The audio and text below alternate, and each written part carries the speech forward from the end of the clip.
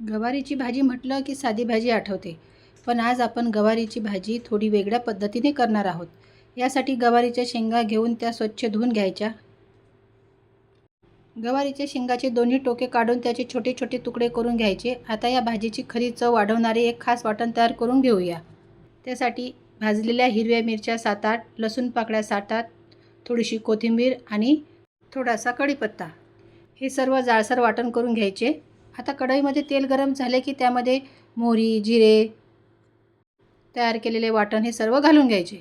वाटण तेलात छान झाल्यानंतर लगेचच एक चिरलेला टोमॅटो टाकून द्यायचा.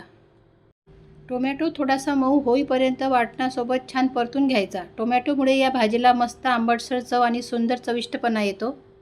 आता टोमॅटो मऊ होण्याकरिता आपण इथे 1 मिनिट वाफ घेऊया. 1 मिनिट वाफ झाल्यानंतर आपले टोमॅटो छान मॅश झालेले आहेत.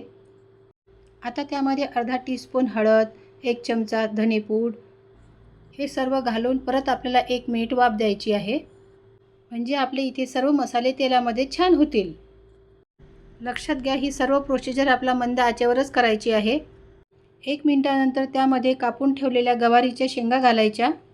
गवार आणि मसाले छान एकत्रित करून घ्या आणि चवीनुसार थोडे मीठ आणि भरपूर चिरलेली कोथिंबीर घाला. सगळे साहित्य छान एकत्र करून अगदी थोडेसे पाणी घालायचे आहेत. जास्त पाणी अजिबात घालायचं नाही.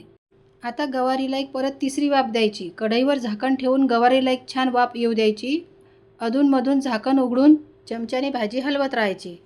मिरची, लसणाचे वाटण व टोमॅटोचा स्वाद गवारीमध्ये छान मिसळला की आपली झणझणीत गवारीची भाजी तयार. किती सोपी पद्धत आहे ना. फक्त भाजलेल्या हिरव्या मिरच्या, लसूण, टोमॅटो आणि गवार. मीही ही भाजी करून बघा आणि कशी झाली ते कमेंट करून मला नक्की सांगा. आणि हो, माझी रेसिपी आवडत असतील तर व्हिडिओला लाईक जरूर करा, चॅनलला सबस्क्राईब करा आणि रेसिपी तुमच्या मित्रमैत्रिणींना, नातेवाईकांना शेअर करा. भेटूया अशा एक नवीन व्हिडिओमध्ये. तोपर्यंत बाय.